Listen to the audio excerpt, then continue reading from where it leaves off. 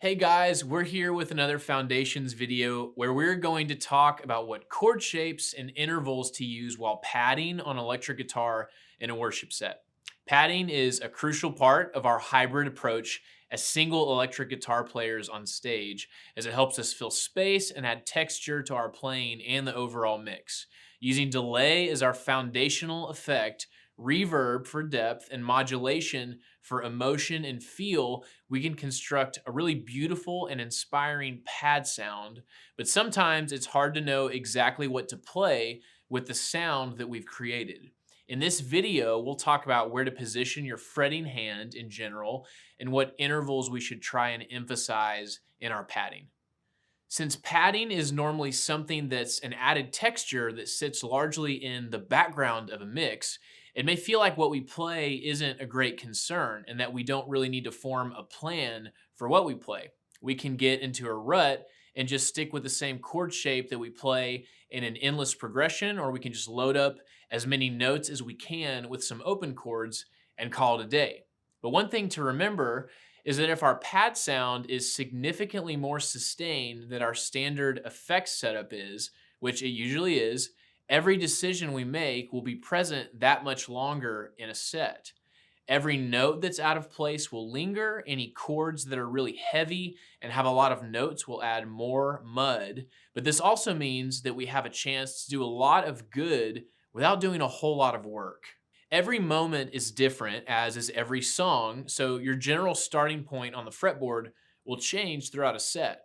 However, you can usually start around 2 octaves above the left hand position of the keys player, which is their bass hand, and around 1 octave above the lead vocalist, whether they are male or female. And that would be around here if I'm in the key of D, and if I'm focusing on utilizing the G, B, and high E strings. It's going to be around right here. Now, we typically won't want to pad with open chords because that would mask our keys player and cause some unwanted mud. And moving up an octave towards the middle of the fretboard will typically be where our vocalists will be leading from, but padding here with single notes and simple 2-note chords during speaking moments is a great option because these positions don't stick out too much as to distract from what's being said, and it leaves the higher octave open for you to move toward as the song starts and progresses. Thinking in terms of intervals to play while padding, we need to be thinking about what we're accenting when we do. When we play a single note for a pad, that is obviously going to be what's accented. But when we start to use chords, we need to pay attention to which notes carry most of the emotion of those chords and use that information to inform our decisions. We'll typically use triads as our chords for padding, which are simply chords that contain 3 notes like this. So this triad is a 1-3-5 triad in the key of D. Chords with 2 notes are just partial triads, and then chords with 4 notes are simply triads with 1 note added. So I can add this high E on this triad. And even though there are multiple notes in these chords, from my experience, there's always one note that sticks out more than the rest, and we need to listen for what that note is. I typically observe that the note with the highest pitch is accented the most in a chord, unless there is a major or minor third interval present. So let me show you this triad chord. This is a 1-3-5, like I just said. And even though the highest note is a 5, just the presence of that major third really changes the feel of this chord, especially if I go to a minor. Notice how that changes the sound. That's because the 3 is in there.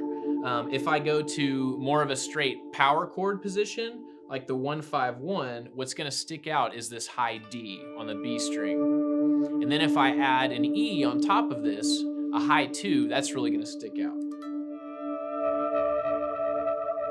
So now what I would do next is translate those accented notes into intervals of the major scale in the key that our song is in, and try to line those up with the direction of a melody or lead part.